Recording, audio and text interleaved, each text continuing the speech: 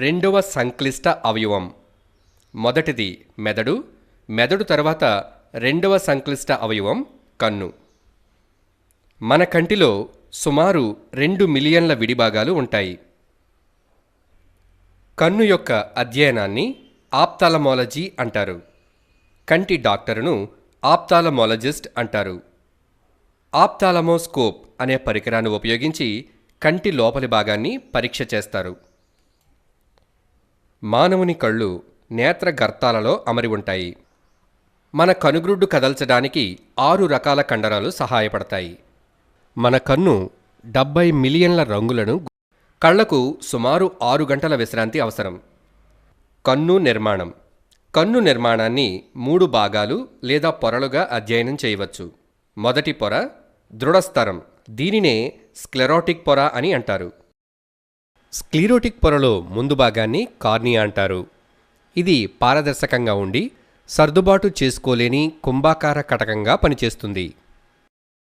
నేత్రదానం చేసిన వ్యక్తి కంటిలో నుంచి ఆ వ్యక్తి చనిపోయిన 6 గంటలలోపు కార్నియాను సేకరిస్తారు. కార్నియా వెనుక భాగంలో ప్యూపిల్ అనే రంధ్రం ఉంటుంది. ఈ రంధ్రం గుండా ప్రయాణించే కాంతిని నియంత్రించడానికి ఐరిస్ అనే నిర్మాణం ఉంటుంది. ఇది కెమెరాలోని డయాఫ్రమ్ను పోలి ఉంటుంది. తారక్ వెనుక సర్దుబాటు చేసుకునే కటకం ఉంటుంది.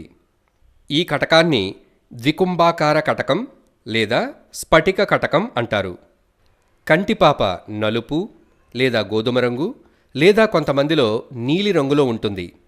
మెలనిన్ అనే వర్ణకం వీటికి రంగునిస్తుంది. కార్నియాను కప్పుతూ కాంజెక్టివా అనే పొర ఉంటుంది. రెండవది రక్తపటలం. ఇది రక్తం, రక్తనాళాలు, రక్త కణాలతో నిండిన రెండవ పొర. ఈ పొర నుండి శైలికా కండరాలు ఏర్పడతాయి. ఇవి ద్వికుంభాకార కటకానికి అతుక్కొని ఉంటాయి. వీటి సంకోచ వ్యాకోచాలు ద్వికుంభాకార కటకం యొక్క మందాన్ని పెంచడానికి, తగ్గించడానికి సహాయపడతాయి. ద్వికుంభాకార కటకం యొక్క మందం మార్పు చెందడం ద్వారా మనం దూరం వస్తువులను, దగ్గరగా ఉండే వస్తువులను స్పష్టంగా చూడగలుగుతాం. మూడవది నేత్రపటలం లేదా రెటీనా. ఇది కంటిలోని 3వ పొర. బయట నుంచి వచ్చే కాంతి కంటిలో ఈ భాగంపై ప్రసరింపబడి దృశ్యం ఏర్పడుతుంది.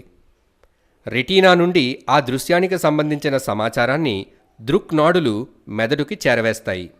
రెటీనా 2 రకాల కణాలతో నిర్మితమై ఉంటుంది. ఒకటి దండ కణాలు లేదా రాడ్స్, 2 శంకు కణాలు లేదా కోన్స్. రెటీనాలోని దండ కణాల సంఖ్య 9 కోట్లు, శంకు కణాల సంఖ్య 0.6 కోట్లు. వీటి నిష్పత్తి 15:1గా ఉంటుంది. దండ కణాలు వీటి సంఖ్య సుమారుగా 9 కోట్లు. ఈ కణాలు రోడాప్సిన్ అనే రంగును కలిగి ఉంటాయి. ఇవి తక్కువ వెలుతురు ఉన్న పరిస్థితుల్లో చూడడానికి, అలాగే తెలుపు నలుపు దృశ్యాలను చూడడానికి మాత్రమే సహకరిస్తాయి. నిశాచర జీవులలో ఈ కణాలు అధిక మొత్తంలో ఉండి వాటి దృష్టికి సహాయపడతాయి. ఈ కణాలలో రొడాప్సిన్ ఉత్పత్తి సరిగ్గా లేకపోయినట్లయితే రేచీకటి సంభవిస్తుంది. రోడాప్సిన్ ఉత్పత్తికి మన ఆహారంలో విటమిన్ ఏ తీసుకోవడం చాలా అవసరం. గుడ్లగూబ కళ్ళు అధిక సంఖ్యలో రాడ్స్ను కలిగి ఉంటాయి. శంకు కణాలు లేదా కోన్స్ ఇవి తక్కువ సంఖ్యలో ఉంటాయి. వీటి సంఖ్య సుమారుగా 0.6 కోట్లు. వీటిల్లో అయోడాప్సిన్ అనే రంగు పదార్థం ఉంటుంది. ఈ కణాలు ఎరుపు, నీలం, ఆకుపచ్చ రంగులను గుర్తించడానికి సహాయపడతాయి. శంకు కణాల లోపం ఉన్న వ్యక్తులు రంగులను గుర్తించలేరు. ఆ స్థితిని వర్ణాంధత్వం అంటారు. రెటీనాలో ప్రతిబింబం ఏర్పడే ప్రాంతాన్ని ఎల్లో స్పాట్ అంటారు. దండ కణాలు, శంకు కణాలు లేని ప్రాంతాన్ని అందచుక్క అంటారు. కన్ను రక్షణ. కళ్ళు కనురెప్పలు, కనుబొమ్మలు మరియు కన్నీటి ద్వారా సంరక్షించబడతాయి. కంటి పైన రెప్పల మూల భాగంలో ఉండే లాక్రిమల్ గ్రంథులు లేదా అశ్రు గ్రంథులు కన్నీటిని స్రవిస్తాయి. ఇవి కంటి పొర పొడిబారకుండా తేమను సమకూర్చుతాయి. అలాగే కంటి పైపొరకు ఆక్సిజన్ను, పోషకాలను అందిస్తాయి. కన్నీటిలో నీరు, సోడియం క్లోరైడ్ వంటి లవణాలు, యాంటీబాడీలు, లైసోజోమ్ వంటి యాంటీ బ్యాక్టీరియల్ ఎంజైమ్లు ఉంటాయి. ఇవి కంటిని క్రిములు మరియు ఇన్ఫెక్షన్ల బారి నుంచి కాపాడతాయి. అలాగే కంటి గాయాలను మాన్పడంలో కూడా సహాయపడతాయి. కంటిలో నిమేషక పటలం మరియు కనురెప్పలు అనేవి అవశేష అవయవాలు. కంటి వ్యాధులు, హ్రస్వదృష్టి లేదా మయోపియా. దూరపు వస్తువులను చూడలేని దృష్టిని మయోపియా అంటారు.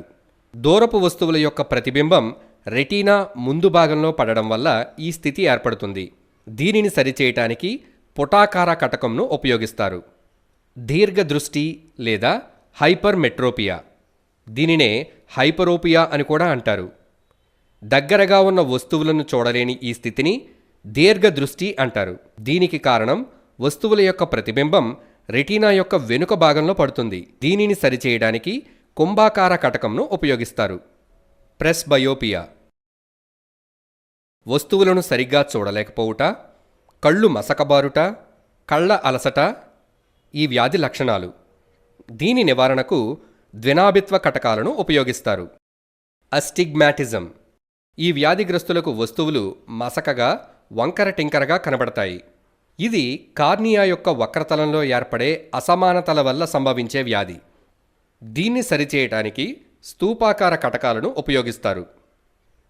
స్ట్రాబిస్మస్ లేదా మెల్లకన్ను, కంటి కండరాలను నియంత్రించే నరాలలో లోపం వల్ల లేదా కంటి కండరాల పెరుగుదలలో అసమతౌల్యత వల్ల ఈ వ్యాధి సంభవిస్తుంది. దీనిని ఆపరేషన్ ద్వారా సరిచేయవచ్చు. శుక్లాలు లేదా క్యాటరాక్ట్, ఇది వృద్ధాప్యంలో సంభవించే వ్యాధి. కంటిలోని కటకంలోనికి తెల్లని పదార్థం చేరుతుంది. దీనివల్ల కటకం యొక్క పారదర్శకత తగ్గిపోతుంది. ఈ వ్యాధిగ్రస్తులలో చూపు మసకబారిపోవుట, రాత్రుళ్ళు చూడలేకపోవుట, రంగులను సరిగా గుర్తించలేకపోవుట మొదలైన లక్షణాలు కనబడతాయి. దీనిని సరిచేయటానికి పాడైన కటకాన్ని తొలగించి కృత్రిమ కటకాన్ని ఉంచుతారు.